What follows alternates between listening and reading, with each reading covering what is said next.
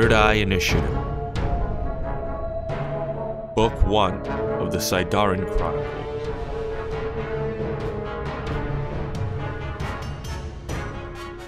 By J.J. Newman.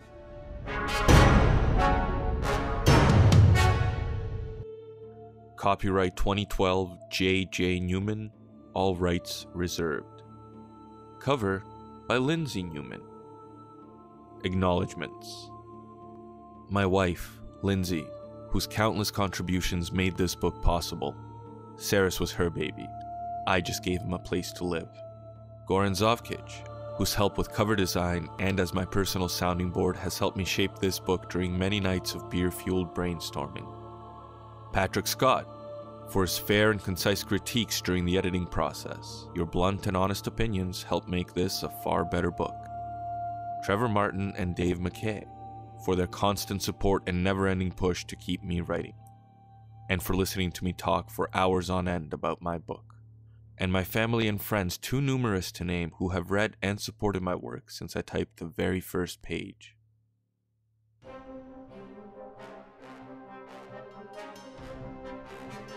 Part 1. Street Kid. The city. Occupying the southern reaches of the continent Arendine, the city stretches over many leagues of once fertile land. A sprawling labyrinth of streets and alleyways broken into hundreds of districts, the city is massive beyond description. Many live their entire lives without ever seeing the world outside. It stretches as far as the eye can see, from horizon to horizon. The city is old. My mentor taught me that the city had once been named, but the name has been lost in antiquity. It doesn't matter. It transcends the need for a name. There's only one place known as the city. The city had become a hungry void of rape, murder, and corruption. It was only a matter of time before all of that darkness gave birth to something like this. Something both terrible and necessary. We make no apologies for our dark craft. After all, it was you who created him. We were just the ripples in the pond, a symptom of a much larger disease. Before my time, the fate of the city was influenced by a great many people whose names will never find their way into the history books, will never be spoken about outside of this chronicle, neither remembered nor forgotten. As far as the city knew, they never even existed. They worked in the shadows. They lived in obscurity. Even among them, there were those whose decisions and actions influenced the city more greatly than the others, for better or for worse. Excerpt from the Sydarin Chronicles by James Sydarin.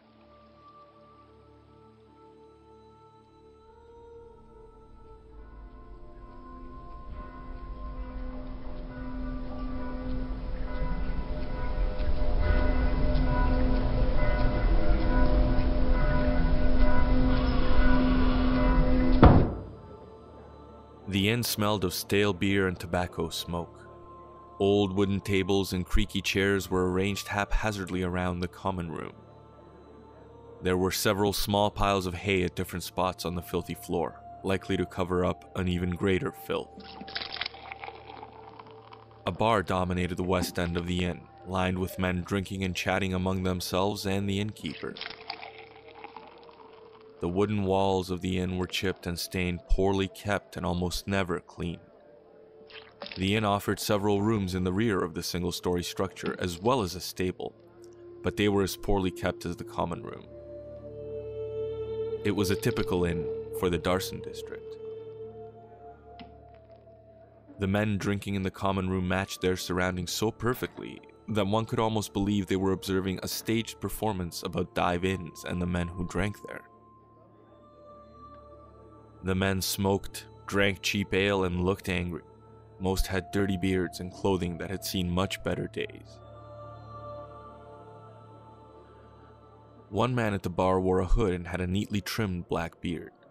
His clothes were dark and well kept, and he wore a short sword on his left hip, yet he did not seem out of place. Where the other men looked badly tempered, this man looked dangerous. Where the others were loud, he was quiet and contemplative. Yet the men around him seemed to know him and were comfortable in his presence. The man with the hood was partly engaged in a conversation with two other men at the bar, Otis and Lewis. The two were infamous for their ability to find an argument in all things, from money to the quality of the ale they drank. If Otis claimed his ale was delicious, Lewis would call it swill. If Lewis was proud of a new hat he had found, Otis would tell him he looked like an idiot. They were the best of friends. Lewis stared at Otis for a moment and then laughed in his face. You foolish drunkard. Now you believe in fairy tales? You sure it was him? You sure it wasn't nymphs or pixies? Lewis laughed again. Otis's nostrils flared in anger, and he glared at his friend. Did I say it was pixies or nymphs? Otis, there are countless people in this city. Things happen. That's just a name for stuff that people can't explain. You can't find your house key? He took it. Dead body in the gutter? Must have been him. Otis choked in anger at the insult and looked to the man with the hood for support. What do you think, Elias? The man finished his tankard of ale and placed a silver coin on the bar. He stood up from his stool and looked at the two men. I think you're both idiots. He started walking towards the door and then turned back to the men. And there is no Gravelock. Lewis grinned smugly at Otis, as if that settled it for good. Otis muttered something under his breath and then turned back to his ale. The man with the hood almost knocked over a small boy on his way out the door. The boy had to leap aside to avoid being trampled. The boy looked back at the door as it closed. A part of him wanted to shout at the man, but it was too late. The man was gone. It was probably for the best, as the boy was not much of a fighter, and that man looked pretty dangerous. The boy was about 13 years of age, and he was small. His hair hung just past his shoulders, and it was dirty and unkempt, much like his clothes, which were little more than rags. The color of his hair was strange for a boy his age. When clean, it was stark white, though the layer of dirt gave it a more off-white tone. The boy often wore a patched leather cap to cover his hair when there were purses to be cut, as standing out in a crowd was bad for business in the pickpocket and purse-cutting trade. The rest of the time, he wore it loose. Sometimes, it even helped to fill his beggar's cup if he could convince some of the more gullible passers-by that his hair was the result of some terrible disease. The boy climbed up into the now vacant stool and ordered an ale. The innkeeper stared at the boy. You know the rules, Tsaeris. Money first. Tsaeris looked at the man, his gray eyes wide and innocent. You think I would just drink and run, Owen? Tsaeris sighed and placed a copper on the bar. There, can I get my drink now? You ever think of spending some of that hard-stolen money on food now and then? You ever think of minding your own business? Tsaeris retorted. Owen placed a tankard of ale in front of Tsaeris. That mouth is gonna get you in trouble someday, you mark my words. Is the lecture built into the price of the drink? Because I only have the 1 copper. I'm serious, Tsaeris. Owen, stop. I don't come here for the company or the conversation, I come here for the drink. If you're so concerned about me eating, then give me some food. If not, then leave me alone. Food is easy to steal. Booze is a lot trickier. So given the choice, the copper is going to booze. Owen looked like he wanted to put the boy over his knee and give him a proper spanking. Just trying to give you some advice. I only ordered the drink. Owen walked away from the boy, muttering. Tsaeris sat at the bar and drank his tankard of ale. He nursed it, making it last long enough for Otis and Lewis to get nice and drunk, after which he would engage them in conversation, throwing in the occasional, perfectly timed compliment. Just as the conversation would start to get interesting, Tsaeris would finish his ale and move to leave. The attention-starved men would ask him why he was leaving, and Tsaeris would tell them that he was out of both coin and drink. The men would offer to pay for a round and then another, and before long Tsaeris would be drinking on their coin for the rest of the night.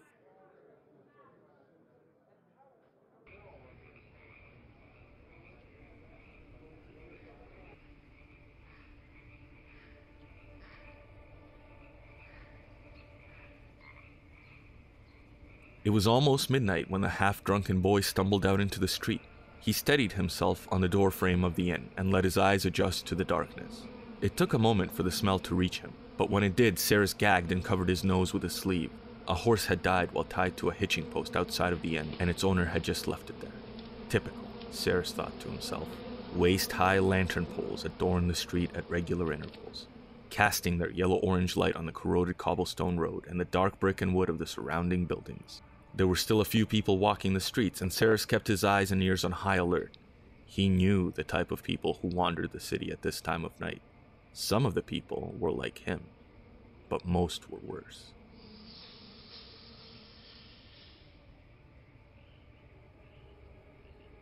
Tsaeris steeled his shoulders and started forward, anxious to get away from the decaying horse carcass.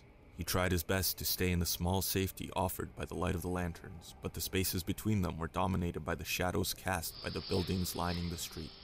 He knew that any one of those shadows might hold a predator, ready to snuff out his life the moment he left the lantern glow. He kept his hand close to the dagger hilt in his belt. It was only a hilt, as the blade had long since broken off, and he could not afford a new one. Yet it offered him a nice, dangerous bluff, which a small purse-cutting blade could never match.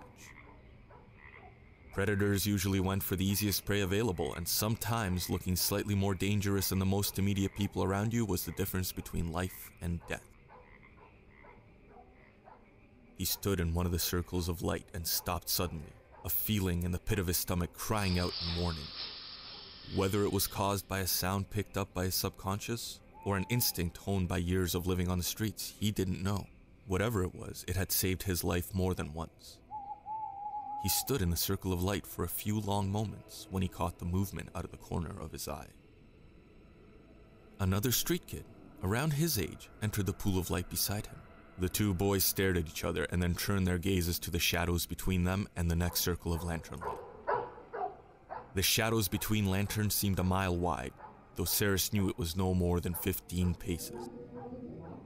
The boys continued to glance from each other back to the shadow as if both understood that death awaited one of them in the darkness.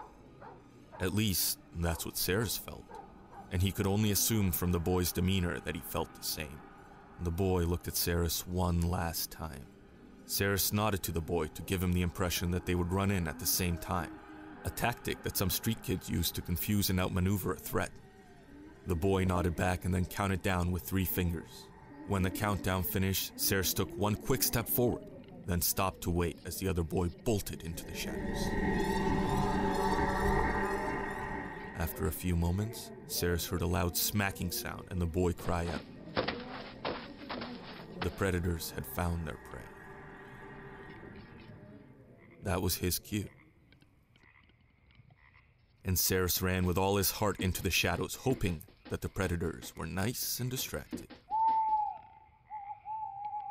Tsaeris reached the next pool of light, but did not stop running. He heard voices coming from the shadows behind him, and moments later the boy began to scream. Tsaeris ran, but he was not disturbed. This was the city. They were street kids. This stuff happened every day. When you called the streets home, you knew the monsters you shared it with.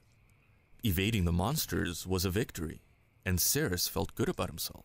Sure, he had tricked the boy into believing that they would run in together, but that was really the kid's fault for being stupid. Why would Tsaeris risk his life like that? If they'd entered the shadow together, he was just as likely to have fallen prey as the other boy. Tsaeris did not take those kinds of risks if he could avoid them. He never understood why the other street kids would. Maybe that's why so many of them were dead. It took him only a half hour to reach his favorite sleeping spot in the neighborhood, and the rest of his journey was quiet. He approached the old-fashioned Church of the Light on silent feet. Not so light these days, he thought to himself. Most people avoided this place. It looked as haunted as a building could, and the cemetery in the rear only added to the brooding atmosphere. The high tower had long since collapsed. The large chunks of missing stone and the fractured doorframe gave the front of the building the illusion of a screaming face. Superstition and fear of the unknown made it one of the safest places in the entire district. Convinced that no danger lurked inside the church, Tsaeris entered. The church was black as pitch, but Tsaeris had spent many nights there. He knew where the broken remnants of pews lay, as well as piles of stone. His mind's eye knew the place so well that he navigated the darkness with no trouble at all. He made his way to the rear of the church and opened the crypt door. The wooden door was in poor condition, yet it made no sound as it opened. Tsaeris kept the hinges well oiled. He could see a staircase twisting down beneath the church leading to the crypt, and he was instantly on guard. He could see the stairs because a small amount of light was coming from below. His practiced feet making absolutely no sound, Tsaeris slowly descended the staircase. When he reached the bottom, he stopped and peeked around the bend. He breathed a sigh of relief. Drake, what the hell are you doing here? He asked the boy, who was warming his hands by a small fire. The boy jumped and almost fell face first into the fire from shock. Tsaeris, don't do that. Drake was breathing heavily from the shock before a fit of coughing racked his small frame with violent spasms.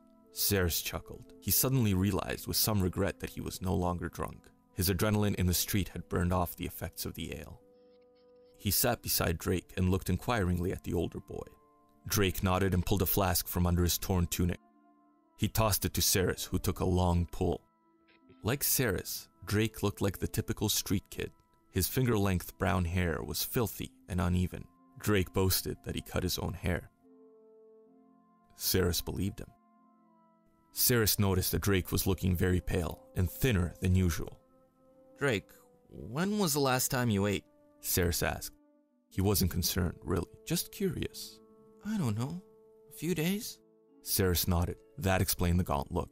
The two boys often shared a shelter. Even street kids needed company occasionally, and they sometimes slept easier than they would have alone, feeling a small measure of safety in the other's presence. The safety was an illusion, of course. If somebody had wanted either of them dead, the presence of the other would do nothing to deter it. In truth, neither boy was likely to even defend the other. Tsaeris sure as hell wouldn't. Survival was all that mattered in the city. The street kids were at the bottom of the food chain. They were the rabbits trying to survive in a wolf's territory. The two boys talked for a few hours and drank the rest of the flask. They extinguished the fire and lay on the floor to sleep.